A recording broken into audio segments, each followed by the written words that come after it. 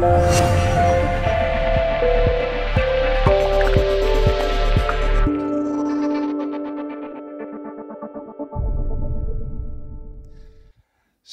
I needed to read it 3 times, the white paper.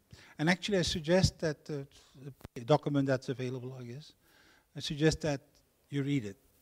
Because what it is saying is actually a breakthrough. For example, the issue of bid and ask, which you were asked earlier, disappears. Because it's the benefit of the intermediary. And in this system, you don't have an intermediary, it's the contract. So that's one additional advantage that you didn't mention. So I'm just mentioning that as part of the background from the previous conversation. So,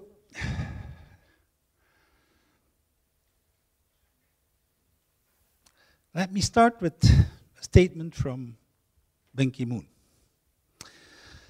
When I heard that statement in 2015, my reaction is, well, yes, he's right, but we don't have much of a chance to do something about it. I've changed my mind. In other words, that would be the vision that my first reaction. So here's my plan for my presentation. I'm first going to give you context, a UN context. And the second point is, what does today's system look like? The familiar, conventional money system, which has basically been in state for about 300 years. Okay? Fundamentally unchanged. And in some respects, you can find back its origins 5,000 years ago in Sumer, with the beginning of writing. And that's what we're putting in question. So it's kind of big.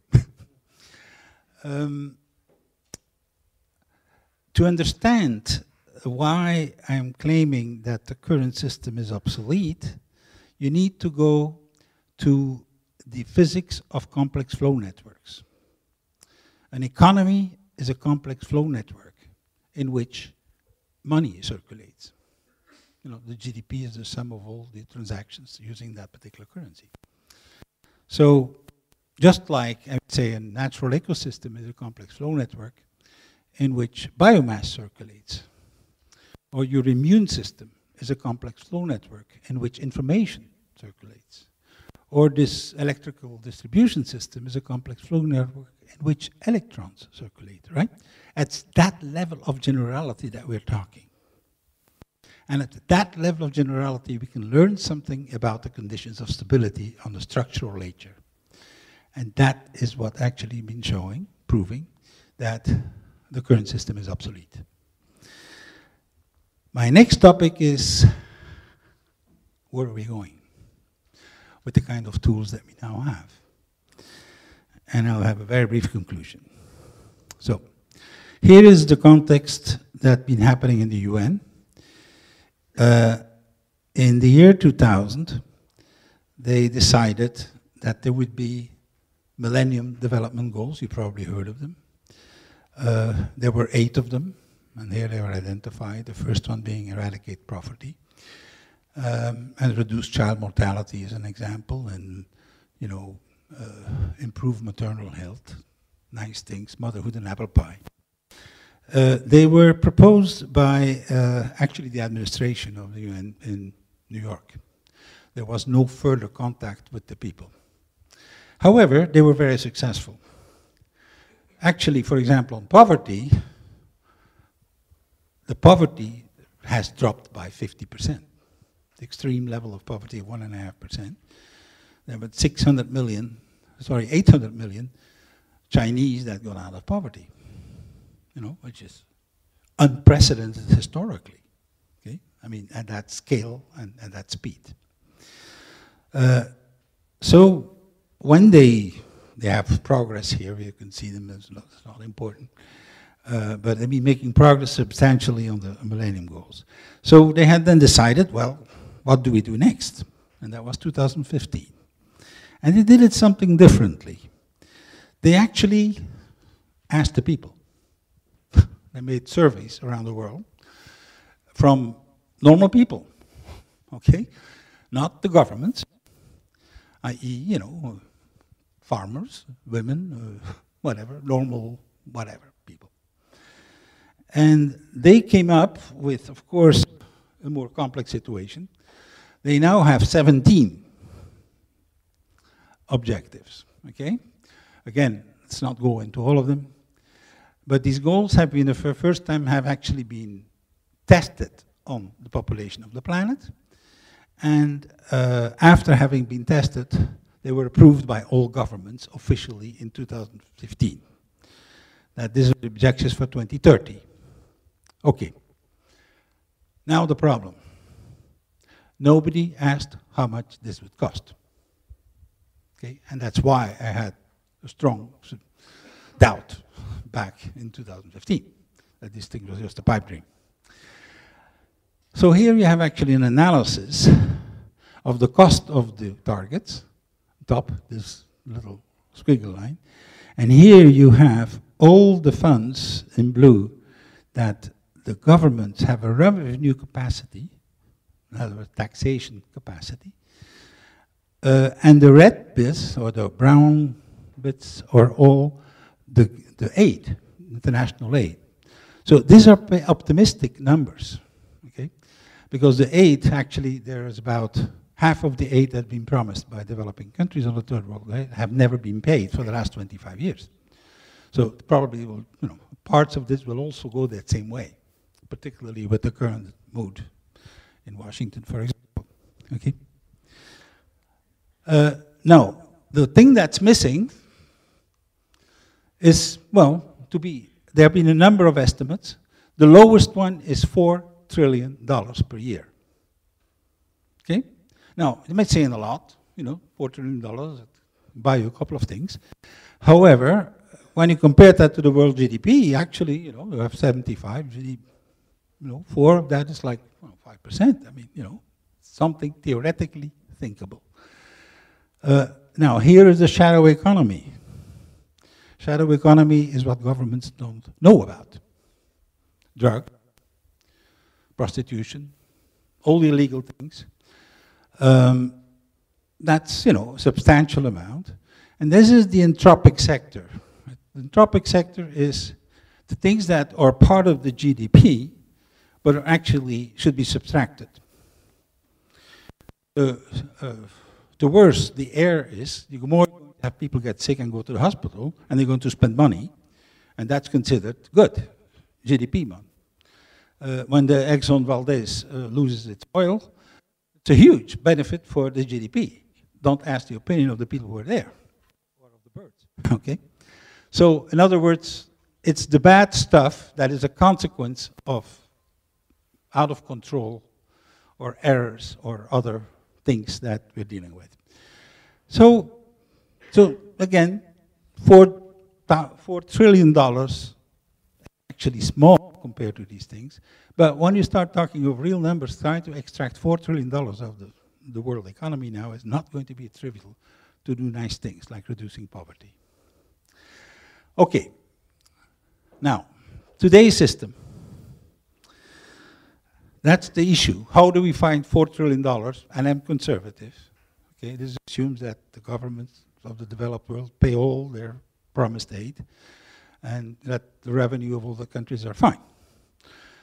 Let's say between 4 and 10 trillion. That's the scale we're talking about. It's not billions of dollars we need. We're talking trillions, thousands, billions. So, you know, still a lot of change. All right. How does the system, today's system look like? Well, here is a short image. We have 180 quote-unquote national currencies.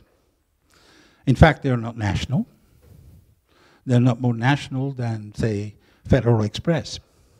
Okay? they are created by bank debt. Okay, I presume you know that. So all our money, all conventional money, are actually debt with banks. Debt of individuals, debt of corporations, or debt of governments. That's how money is created for the last 300 years. And those who doubt about that, because some textbooks of economics don't tell you that. In fact, the Bank of England published in 2014, for the first time from a central bank viewpoint, how money is really created in modern times. And the answer is through banks. Private banks, okay, through that. Okay, now, how does that work? What is the relationship between the government and this financial sector? And to understand that, the best analysis has been done by Ferguson. Niall Ferguson is a Scottish guy. He calls it the square of power. And it involves 4 key institutions. Niall Ferguson had access to the archives of the Rothschild family. Okay? He's the only one that I know that had access directly to the full documentation of the 19th century. So he developed that model. And that's actually how things work. On the government side, you have parliament and you have the tax bureaucracy. These are the 2 institutions that are controlled by government, or that control government, if you want. I mean, it's part of government.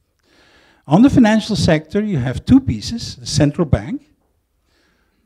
Some of the most important, there are 5 of them, that are actually still privately owned by banks, okay?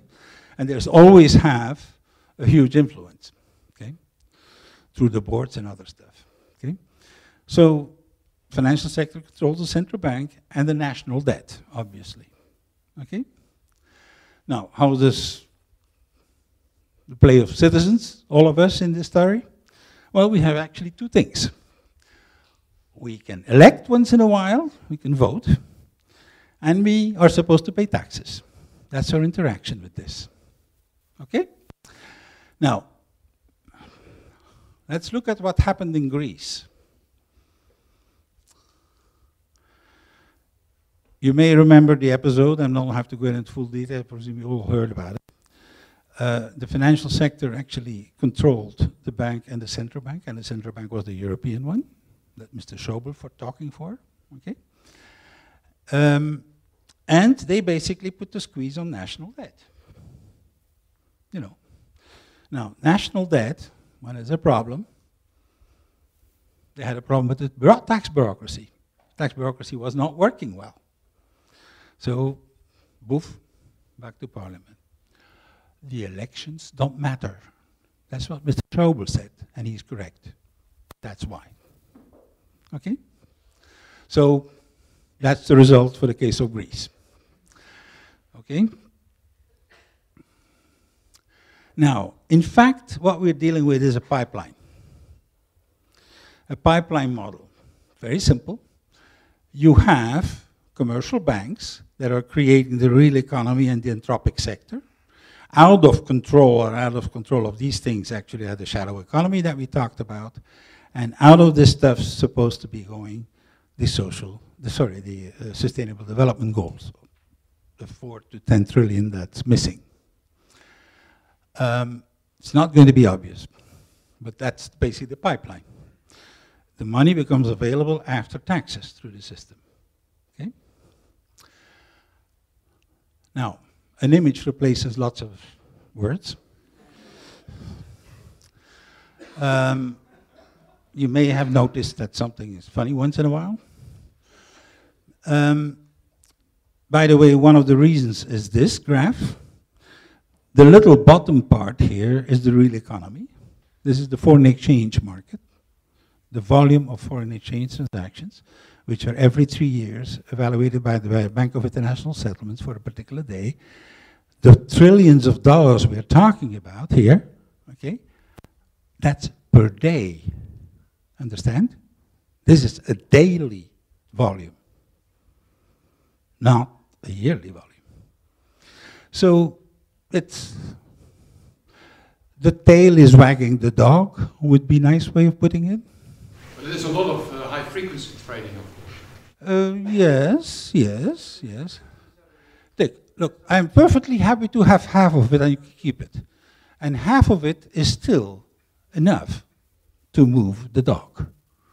If when you have 95% tail and 5% dog, when the tail moves, my suspicion the dog will not stay in the same place. Okay? And we can agree that's not 5 but 95%, well, fine.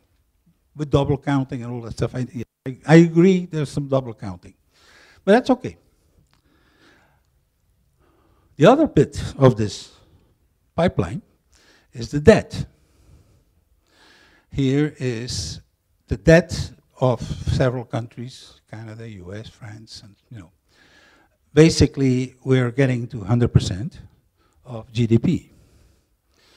Okay? And it is going to go up dramatically, according to the Bank of International Settlements, with the aging of society. Okay? That by itself, the aging of society in a study that has been done then, would bring most of those countries to 200 to 250%. Now let me tell you, between now and 2025, that's not far away. Okay? Now, something will happen before we arrive at 250%. Okay? In other words, it will not fly. This is not going to happen. Now, what have central banks done? Quantitative easing. The line in the bottom here is what banks have passed on from the quantitative easing to the real economy. The answer is nothing. Okay? In the last 2 or 3 years, there have been some stuff more happening in the US. But fundamentally, I mean, the bottom's fixed lines or the quantitative, the volume of debt that was issued by banks to the sector, to the productive sector, while in the stipple lines you have the quantitative easing. So there's no connection. So the whole quantitative easing has been a charade. It's not working. Pardon? We're now 2017. Okay, well, dig up the statistics. I can't find them. All right? Fine. If you want to do better, I would love to hear about it. Okay? I have not been able to find the statistics for making updates. We know the quantitative easing updates, but we don't know the other part. Okay. Now, ultimately, what that would mean for governments is a tax increase of very substantial nature in order to face what we're dealing with. Given that they can't borrow more, you're going to have a tax increase, which is going not to be terribly healthy. Now, even when all these things are happening, a number of cases have been failing. This is the sovereign debt full or partial, and the size of the scale, the circle, is the volume of the transactions. And as you can see, for example, Greece, you had an 80% haircut. Okay? In other words, in order to be able to keep the system going, they had to actually reduce the quantity that the governments would actually pay back. But even that was not enough. That's where we still are. So, in other words, this is an update from my work back in 2013 on the number of crises that have been going on. Basically, in between 1970 and 2010, there have been 425 systemic crises in the world.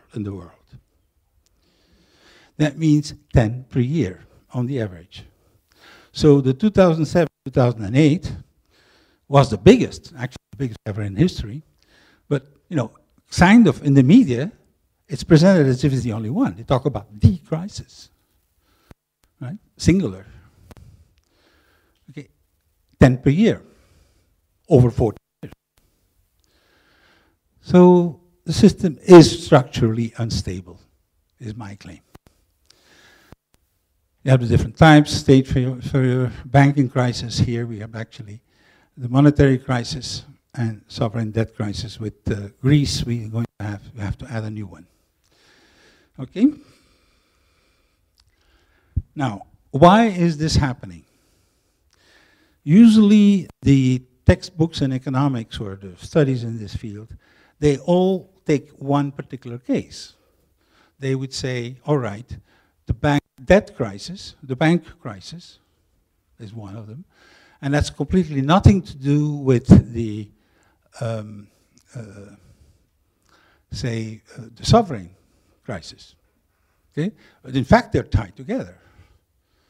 The fact that you had a banking crisis in Ireland and the government needed to save the banks and pushed its debt above the ceiling of anybody, that everybody thought before. So this thing's connected. And it's systemic analysis. You need to look at the entire system. And that's what we're doing when we're dealing with complex flow networks. Okay? Complex flow networks is the entire system. We're not looking at the different variations of the crisis. It's a little bit like, to give you an image, I will classify, when you have a flu, I classify as one disease you have fever, and another disease then you have aching joints, and the third one is you have a running nose. So we have 3 categories of diseases. And we analyze them separately without looking at what hangs them together, which is you have a flu. All right? Now, next topic. I'm going to have to challenge a paradigm. And usually, I believe this crowd has been used to do that. Okay, so you're probably less going to be shocked than most environments when they question paradigms.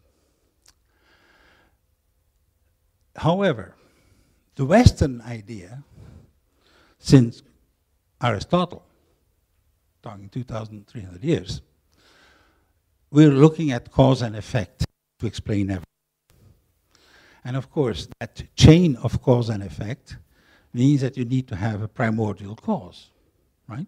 You need to have a cause of a cause of a cause of a cause, and then that's why you need things like a God or a Yahweh or a Allah or a monad or a logos, or in science, a Big Bang. We need this to explain reality. Okay? Now, is that the only way? The answer is no. There's another way which is much older than Aristotle. Its origin seems to be in shamanism in Siberia, back in prehistoric times, probably 4,000 or 5,000 BC. The first writing of Chinese stuff happens in 2,700 BC, and they were already familiar with the concept that is Eastern Taoism. Taoism is not the origin of this idea, just like Euclid is not the origin of geometry. Euclid systematized, made the classic presentation of geometry, but there was a lot of stuff that the Egyptians knew in the case of our field of knowledge. Now, in Eastern Taoism, I'm taking Taoism as the classic form of this shamanic insight, which is prehistoric. All living systems, according to this worldview, emerge from a yin-yang interaction, i.e., at the origin, in our case, and here, at the origin you needed to have something, a creator or something, a Big Bang. Okay? Here, no. At the origin you had the void, in both cases, but out of the void comes polarity. Yin-yang. And the dance of yin-yang continuously is what creates reality. It's a very different worldview.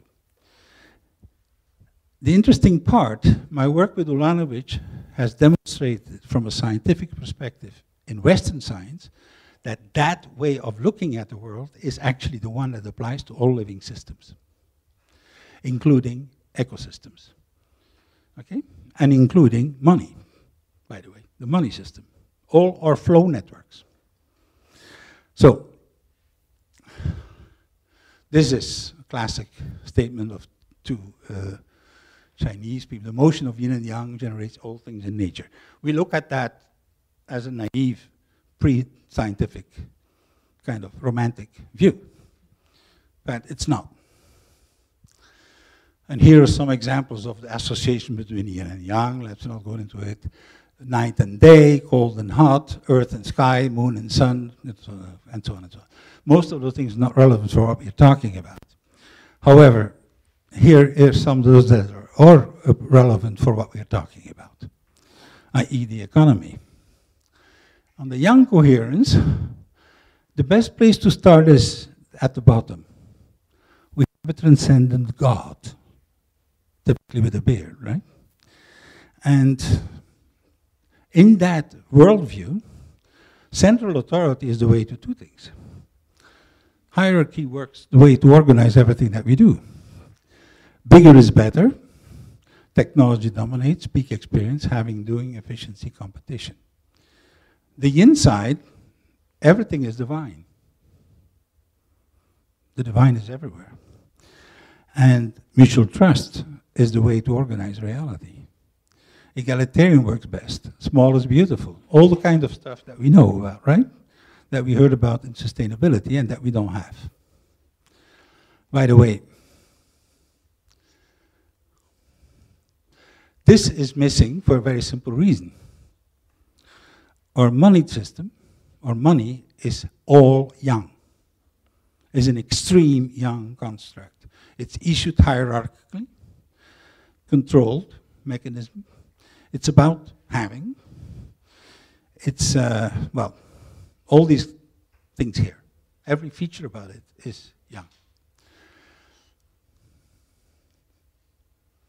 Now, what was the work with Bob Ulanovich that I've been involved in the last 8 years?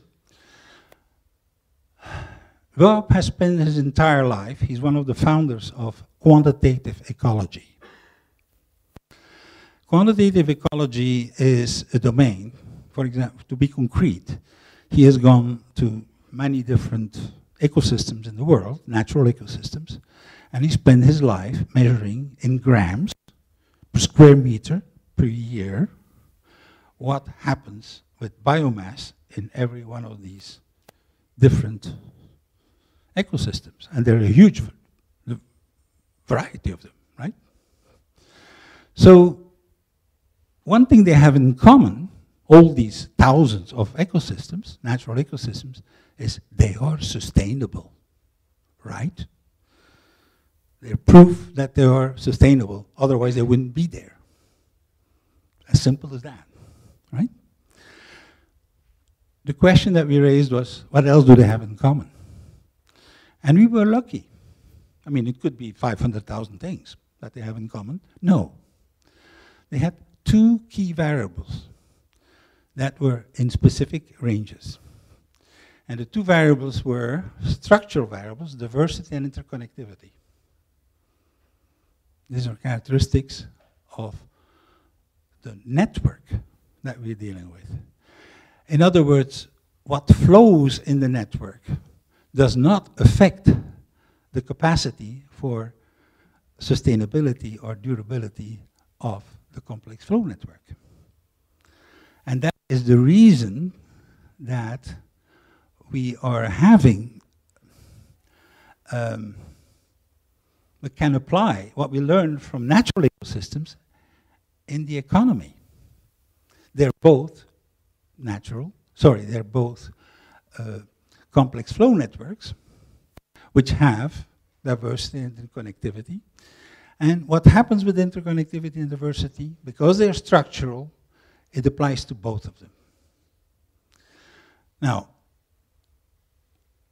two complex flow networks with the same structure will behave the same way. In other words, when they are unstable, they will be unstable, whatever flows through it. And that is the examples here. It applies across the board. Now, this is what I'm saying is not an analogy or a metaphor. You say, well, money is like what happens in an economy, what happens with biomass in the natural ecosystem. That's not what we're talking about. It's much more fundamental. What did Newton discover?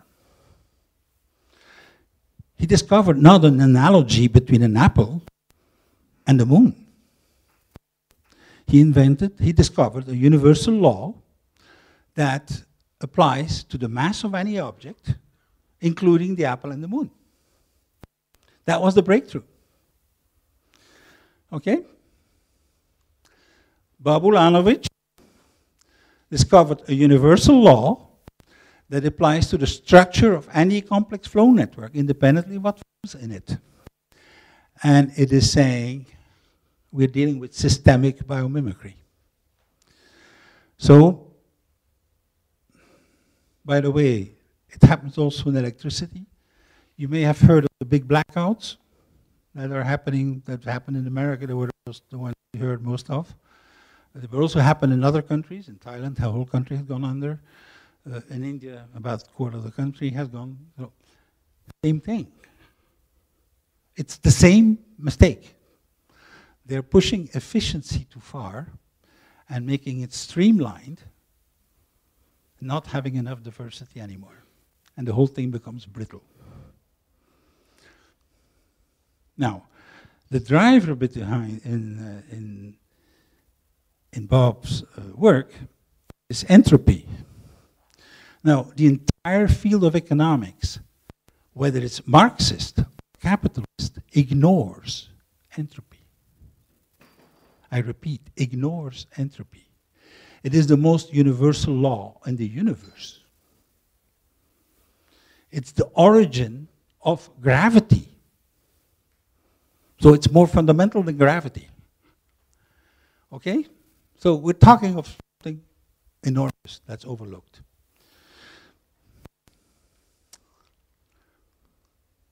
Here's how it works. Here you have sustainability, and here you have two key variables that are emerging from the network. One of them is efficiency, which is also a way of streamlining. When you streamline things, they get more efficient. And resilience, you have the diverse and interconnections. And these two things are fighting each other. Okay? The more resilient you have things, the less efficient will be. And the more efficient they are, efficiency is being measured as the quantity of whatever flows through the system per unit of time. The GDP per year for economy, or the total throughput in a natural ecosystem, to do two examples. Now, we're lucky. We've been lucky in several ways. First of all, there were only two variables, right, that were relevant, not 5 or 10. For example, the viscosity of what flows in the system is not a matter. And there is actually one optimum. We could have a stuff with three optima. Okay? No. One optimum. And when you have the optimum there, when you go on that side, you're dropping in sustainability through excess yang. And it will lead to collapse. The kind of stuff we've been familiar in monetary systems. And when you go on this side, you have too resilient, that, you know, too much diversity, too interconnection, it gets stagnation. There are two ways for a complex flow network to die. Collapse and stagnation. And one is SX yang, and the other one is excess yin, into connecting with the Chinese system. All natural ecosystems fall there at 97, 98% of optimum. All natural ecosystems fall between that very narrow range. Now, that's called the window of viability. The monetary system, the financial system is there. And after the crash, what do? There's actually today more concentration, less diversity in the banking system than before the crash. Because we're saving the biggest ones, and they absorb the small ones, because that's the way to save the system. Reduce further your diversity in order when you are dealing with a crisis. Now, what happens when you have a crash, a financial crash? You end up here. You go from here to there. In other words, suddenly you have too much diversity. To take an economic example, you have survival barter. Survival barter means what? Basically, everything becomes money. My shoes, my jacket, my tie, they're all available for exchange. So that's what happens. Now, what happens in a natural ecosystem?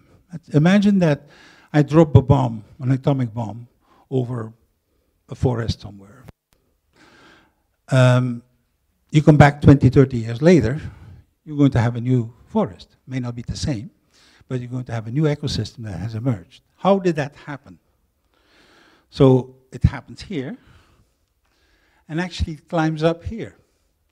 It reduces the systems, the plants and animals that are best adapted to the new environment will emerge and take over, and the other ones will disappear.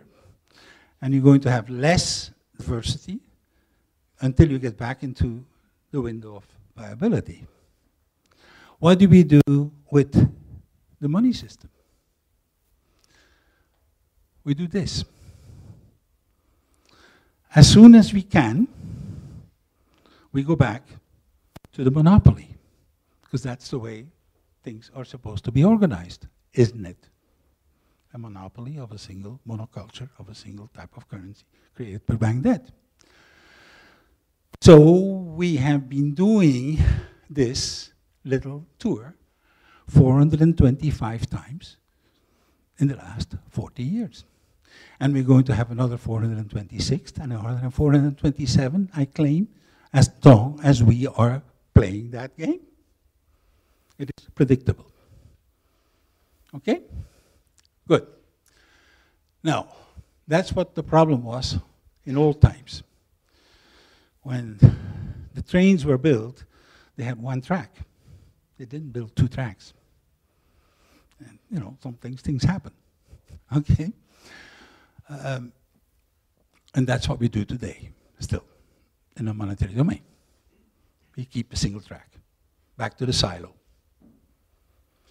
So my preference for diversity in currency does not come from a strange preference that I happen to have.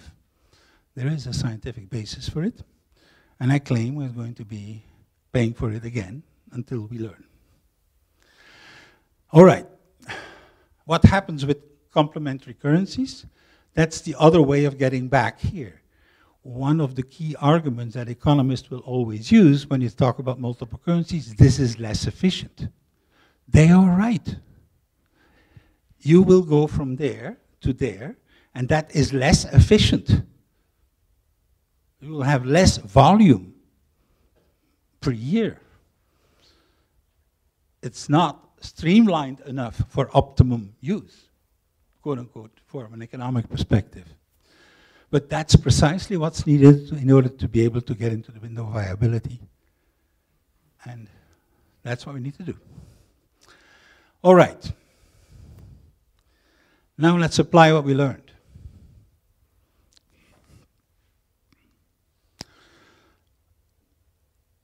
I'm proposing that we learn something from nature. In other words, we need to go from this, and these are metaphors, okay, to this. Okay? That is what I'm talking. A monetary ecosystem is like this, and it is less efficient. We agree. I mean, yes, it is less efficient. But that will be the price you need to pay in order to have resilience. All right, let's return to the context, the Sustainable Development Goals. I'm proposing 2 of them as a target out of the 7 17. End of poverty and stopping climate change. And I claim that second one, actually, if we don't do this correctly, we are not going to remain as a species very well. We're going to have to drop the population. The CIA has made a study that we're going to be losing about 70% of humanity over the next 20 years in their scenario. 75%. So we're going to have 2 billion people. That was their best estimate. I happened to have a friend of mine who was part of that study at the CIA, and after done the study, he believed enough in it that he left Arlington and retired in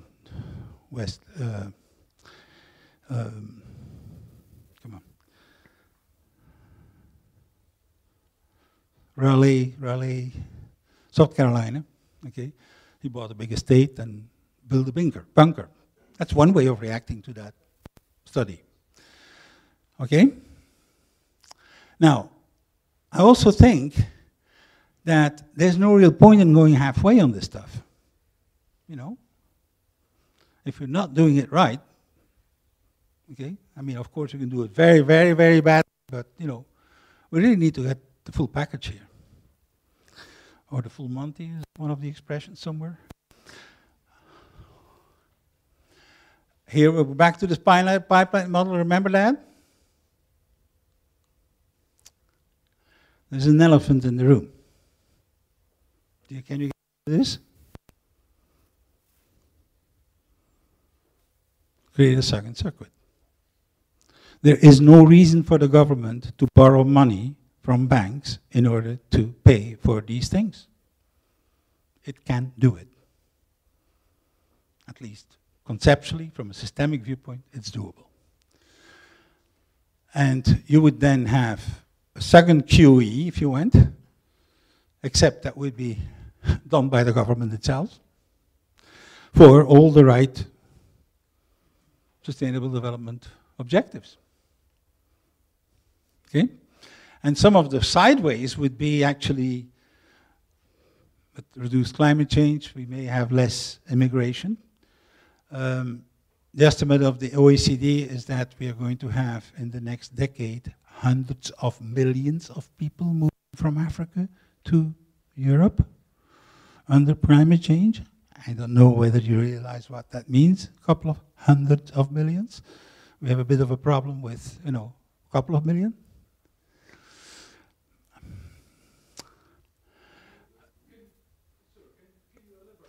One? What? A complementary currency, complementary national currency, or I mean, the whole idea. Okay. Give me, I'm getting there. Okay? We are fundamentally trapped, and the entire field of economics has been trapped since the beginning of the field of economics, from Adam Smith to this day, with the idea that needs to happen with everything we need to do with the single currency. It's taken as, an evidence. There is actually no theoretical economics that has been developed that I know of making an exception to that, right? Now, we are assuming, or we're actually pretending, that the allocation and the distribution of wealth is going to be best done that way. I have very serious doubts why that would be the case, but that's another issue. Here, some of the problems that we're having with the current system, though debts and poverty are everywhere at this point. By the way, I just got the statistics that last year in France, 600 farmers had committed suicide for financial reasons. In Belgium, which is a much smaller country, there have been 400 farmers committing suicide. These are two countries that happen to have the statistic of. I don't think it's much better in Holland or in Germany.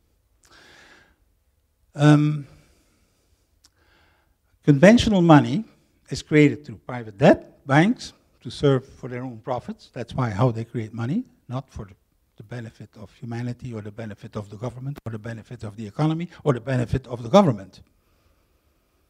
Okay? They're doing this for themselves. And of course, there's a cost to that. Among others, the instabilities. That is paid by just about everybody, including the governments. Okay? Conventional money is created only through hierarchical and conditionally. If you go make a loan, you're going to have either put a collateral or other good stuff. And it runs out of communities very quickly. With the big chains, they're sucking the money out. When you go to the supermarket, the money is out of the country, typically, by the end of the day. Okay? So that's the current problems that we're dealing with. Here are some context things. The most important, in my view, is this. The power of the people becomes greater than the people in power in the current context. And the blockchain environment is one that makes this possible.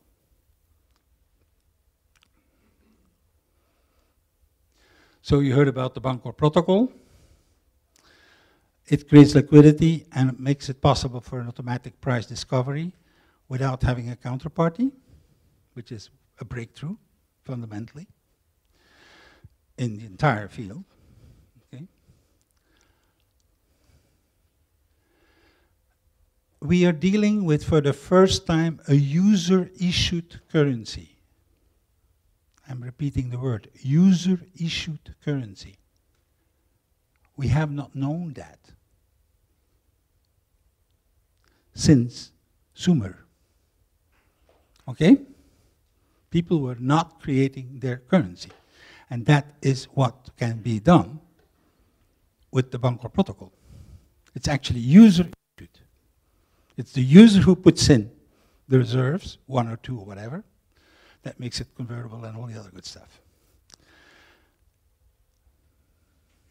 The money in that context will stay in the communities.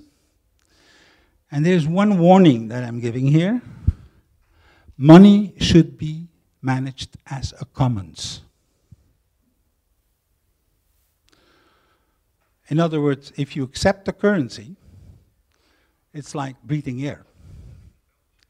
Everybody is affected by it. But, we're not managing as a commons, obviously. The conventional system is not. But I claim that needs to happen, and that will not be automatic with the Bancor protocol. Okay? Bancor protocol by itself will not achieve that, because you're going to have high risk. It's like giving a machine gun in a children park. Okay, and not having planned for what will happen when someone gets shot. Okay? When you're doing this, you better get a couple of things backing up what you're doing. Now, we know a lot about the commons, thanks to this lady. She got a Nobel Prize. She's the only woman who got a Nobel Prize so far. And she did it for governing the commons, because one of the stories that everybody heard of is the tragedy of the commons, right? The tragedy of the commons is an article by Harbin, who actually has no evidence at all. This is never the way people have organized commons when they had the power to do so. When they were commons, they were managing it differently. And here are the conditions. I'm not going to develop in much detail, but the fundamental ones is basically, you are having to have the users in charge of the audit, or people reporting to the users, not to the big boss. You need to have, the monitoring system needs to be carried out by the users. They need to be able to change the rules if needed. Okay? They have to have a mechanism of democracy. I call it hyper-democracy. Use graduated sanctions for rule violators. Provide accessible low-cost dispute resolutions, because when you're going to have commons, there will be disputes. in good faith or bad faith, and you better have a system, a decentralized court system, to deal with them. And finally, you need to better have the whole thing together, managed bottom up, would be the best way. And we can do this today. In fact, you're doing this, all of you, right now. You are dealing with this bottom-up reorganization of the economy in every one of your activities. But I would suggest this needs to be written in gold letters. And what we're dealing with, the money part. So, the smart token in the Bancor protocol is actually one way of making this happen. And I claim we can create with another form of market, which is distribution, where they have multiple currencies circulating electronically, a way of reorganizing the economy from another way with multiple currencies. This exists already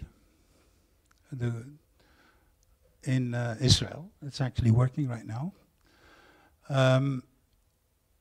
The Lev market in Israel is the marketplace for Israeli moms. This has been an initiative of Aryeh Ben David. And it has been 207,000 deals, average about 6,000 deals per month, 15 million shekels. It's one of the most successful complementary currencies of a social nature on the planet. Okay? So here, the kind of stuff that is part of that process. In other words, giving bid and offer, an electronic market where people can pick from each other's users, your neighbor, what they're willing to sell, or what they would be needing for. Now, to conclude,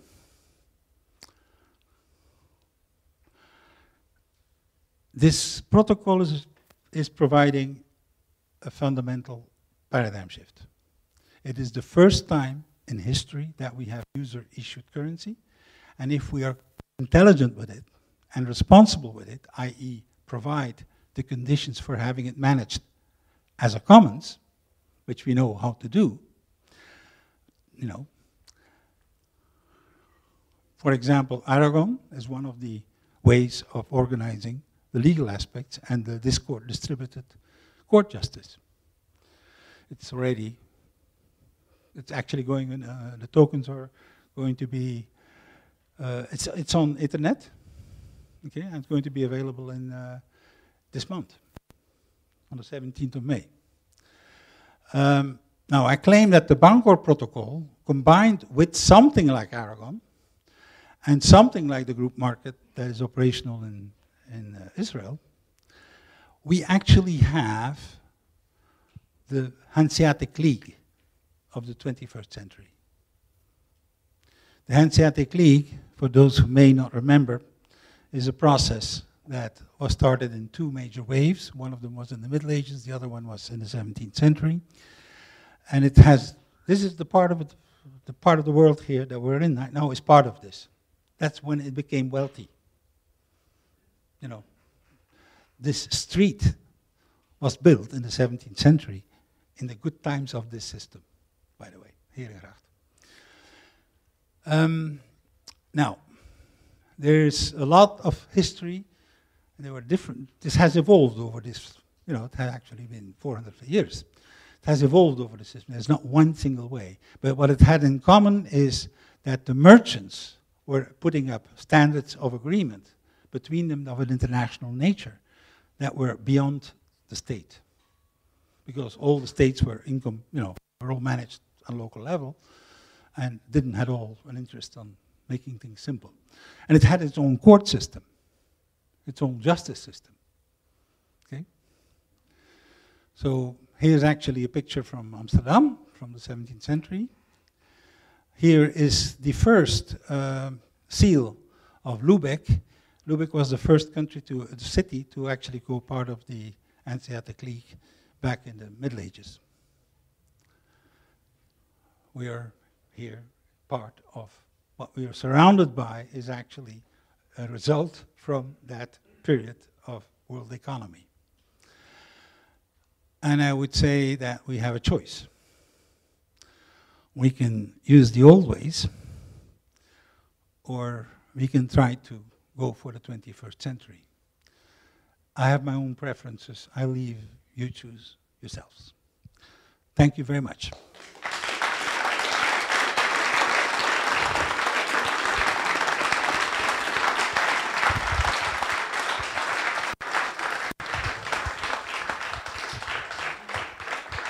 Thank you very much, Professor Lietaer. Do we have any questions?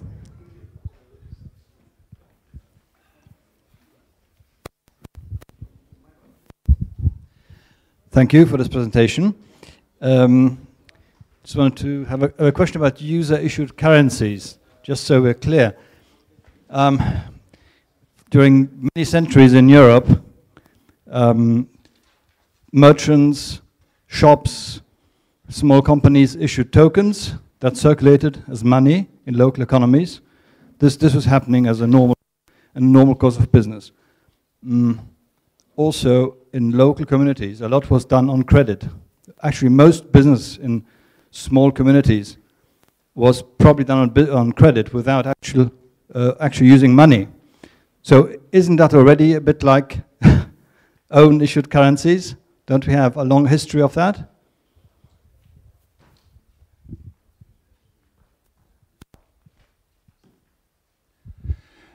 I'm going to take the Hanseatic League as a reference, okay, given that's what you're saying.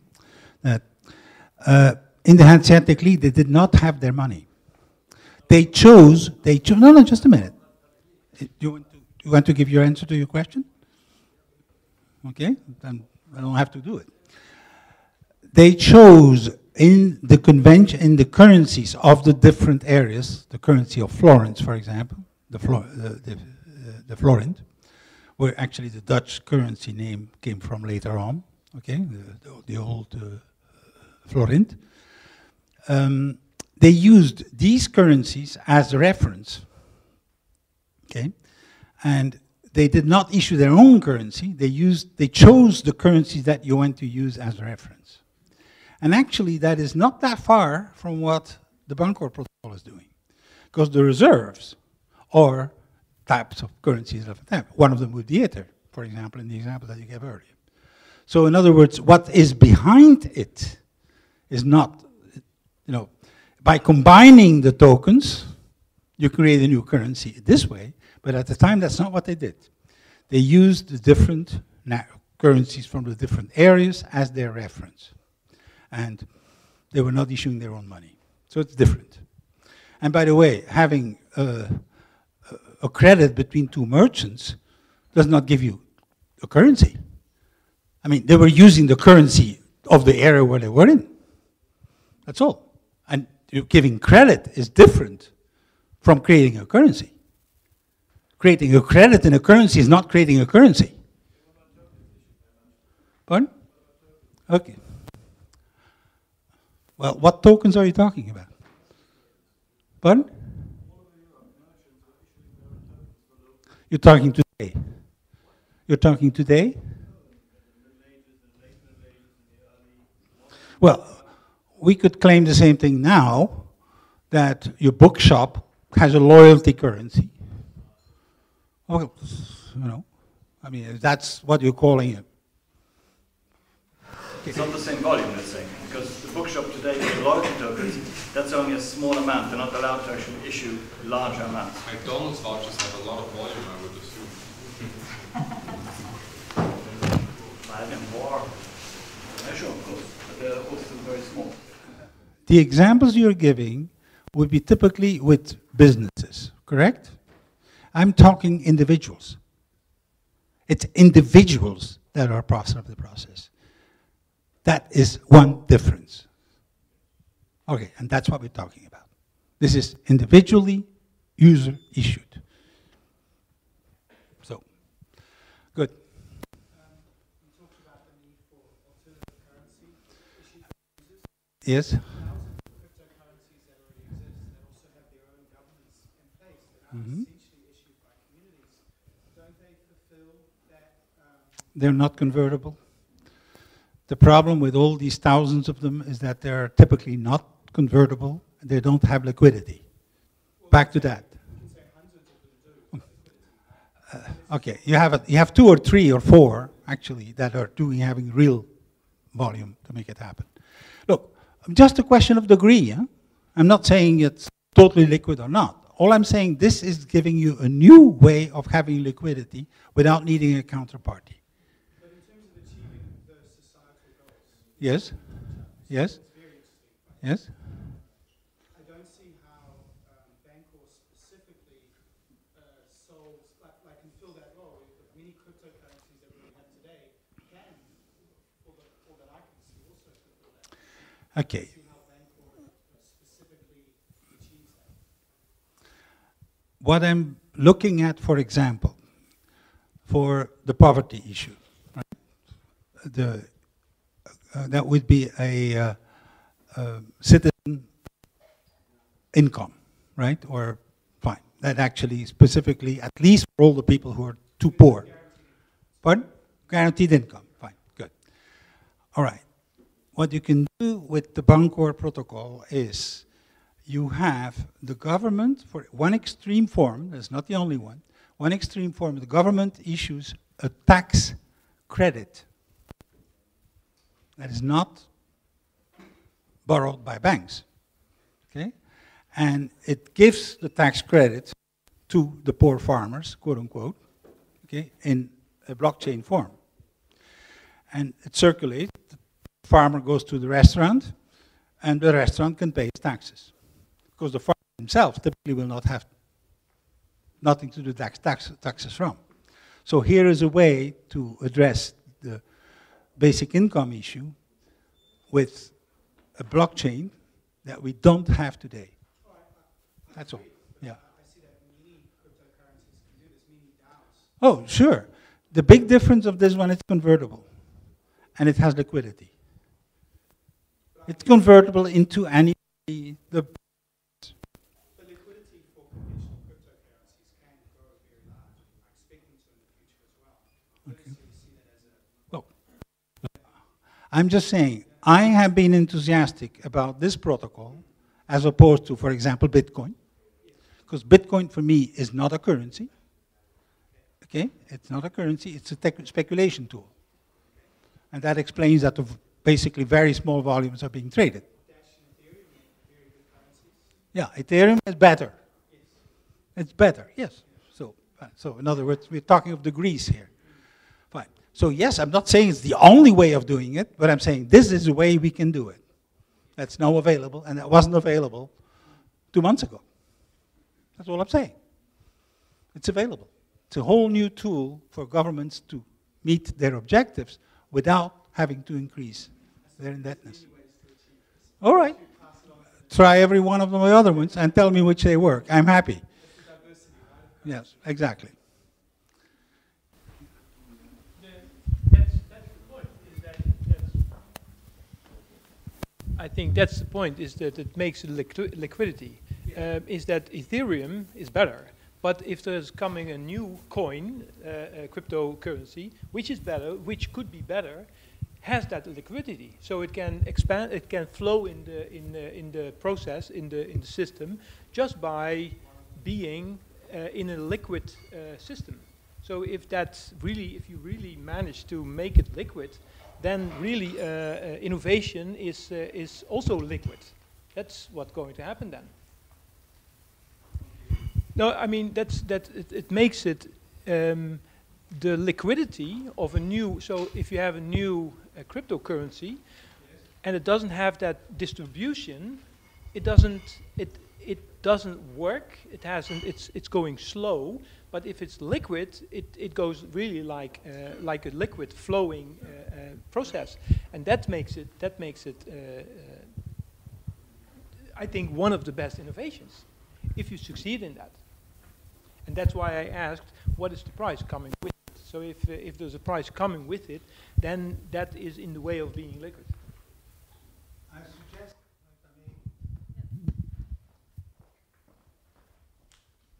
I suggest you look at the protocol white paper. because the way it's being made liquid is different from the other ones. That's the point. The reserve issue is actually what makes it convertible with liquidity without having a counterparty. And that's what's normally not possible. That's what's new. That's all. And that combination is powerful, the kind of stuff that we're talking about. Yes?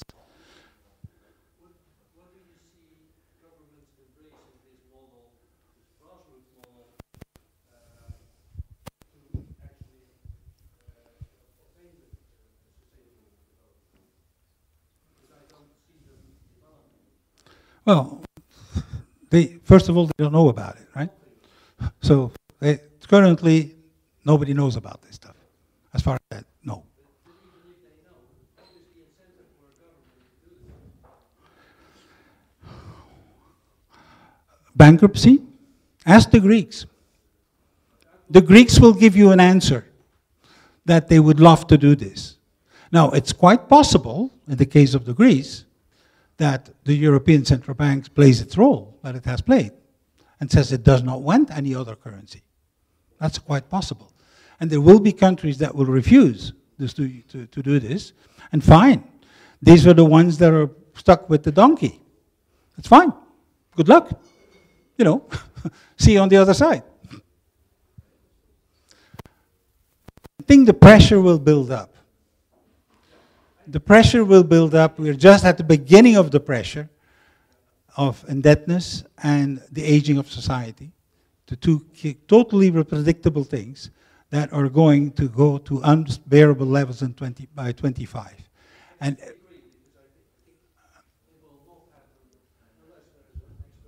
sure. Well, the external force is there. Pardon?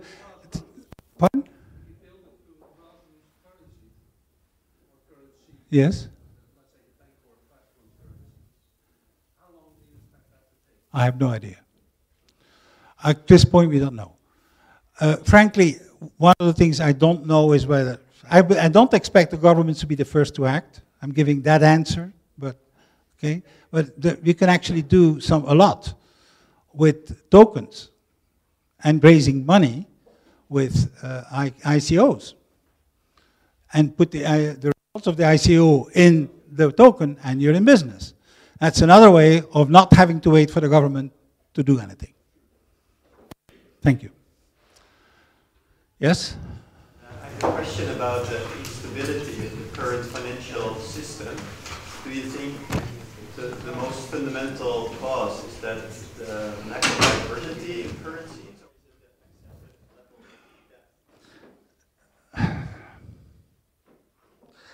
Let me put it this way.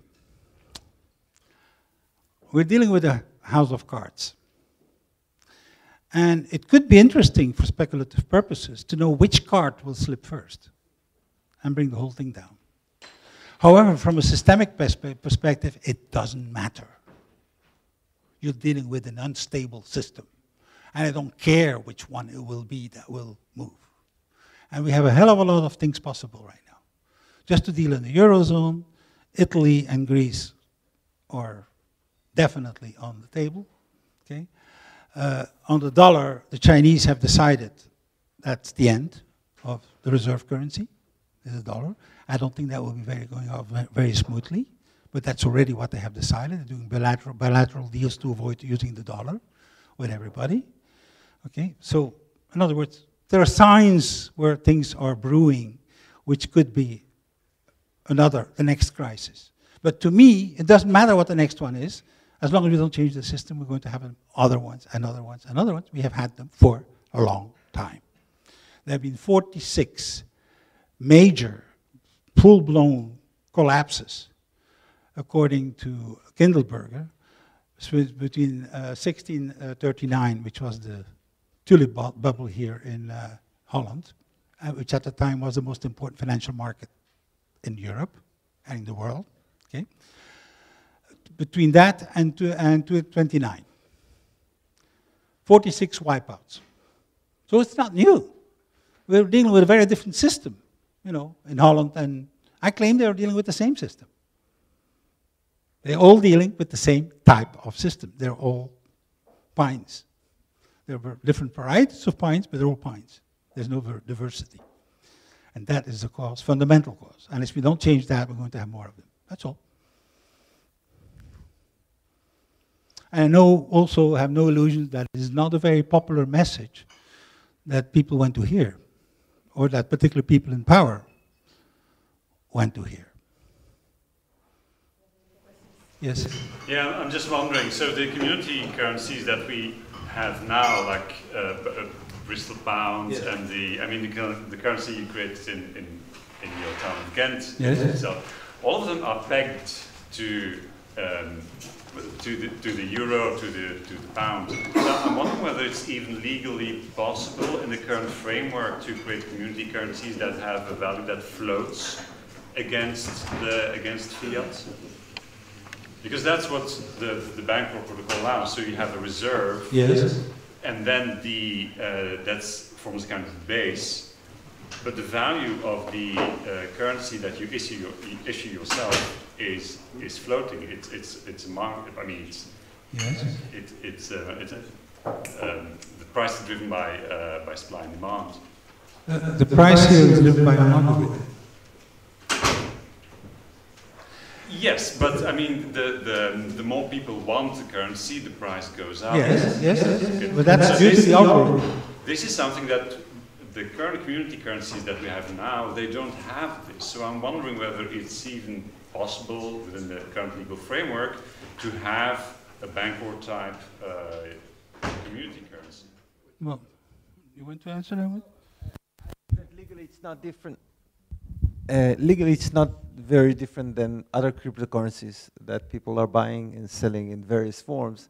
And there were cases like in Russia, it was illegal for a while to deal with Bitcoin, but they quickly removed that. And most jurisdiction, they actually treat those currencies as legitimate and accept them, and they don't treat specifically Ethereum, they treat the entire cryptocurrency category in the same way, essentially. So, yes, but then you're talking about cryptocurrencies where you don't have a central party issuing it. The Bancor tokens, you always have reserve, and that reserve could be fiat money.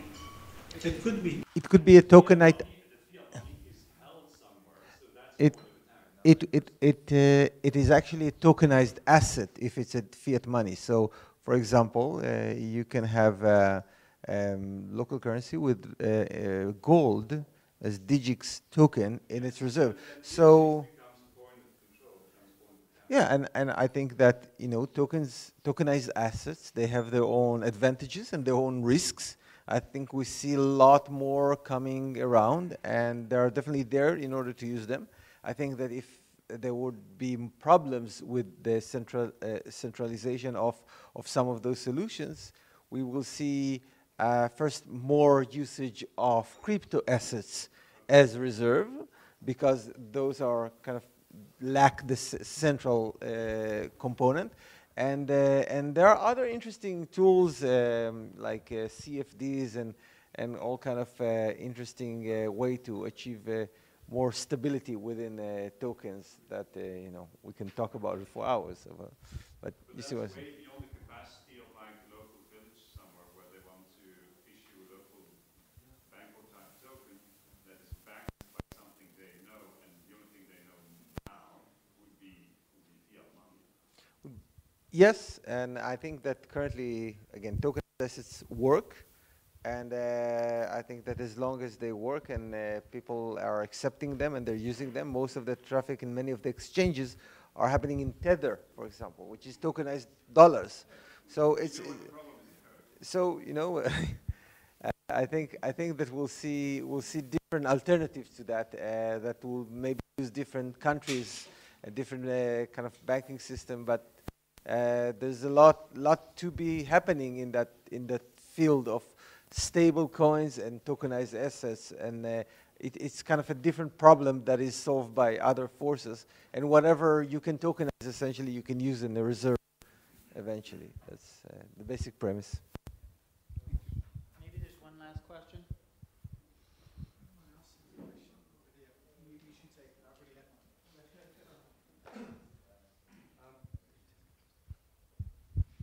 Yeah, I understood that when you were asked to design the euro, so to say, and maybe I'm really understanding this wrongly, but the thinking was that only 20% of the trade would go across boundaries or something, and so the euro itself should have been complementary, and the currencies that existed in the countries stay there.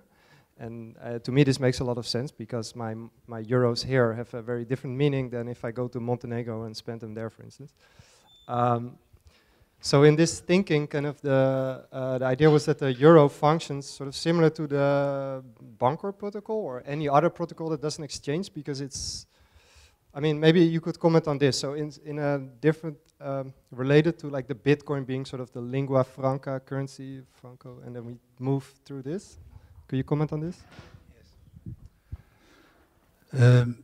I was involved, actually, I was at the Central Bank of Belgium at the time of, we're talking the late 70s, 78 to 83. And, well, first of all, why did I get involved, right?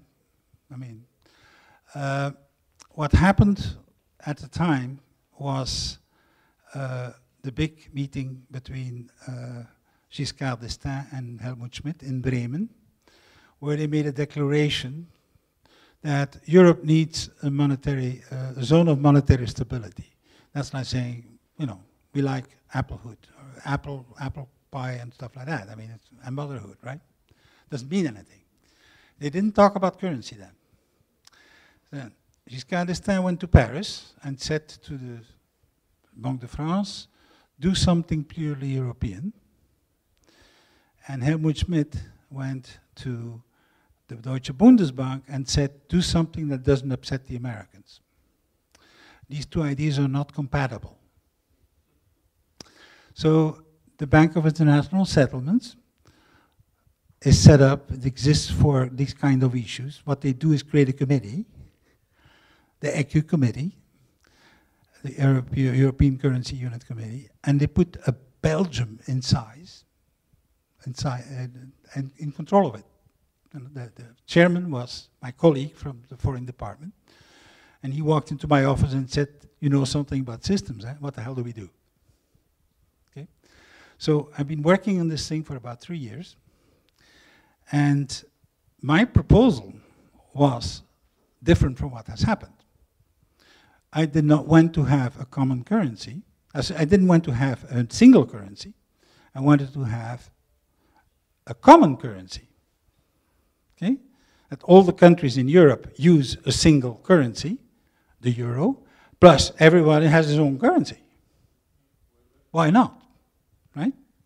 That was not acceptable. Okay? And just for the little history, I was also at that point president of the electronic payment system in Belgium, and because of that I was going to Basel regularly for meetings there about these issues. And the president of the Bank of International Settlements came to me at the cafeteria in Basel and said, Bernard, I read your book on Latin America. What are you doing in the central bank? And I answered the honest question. I said, I'm in the central bank because I've actually worked on predicting that there would be a major crash in Latin America in the 1980s.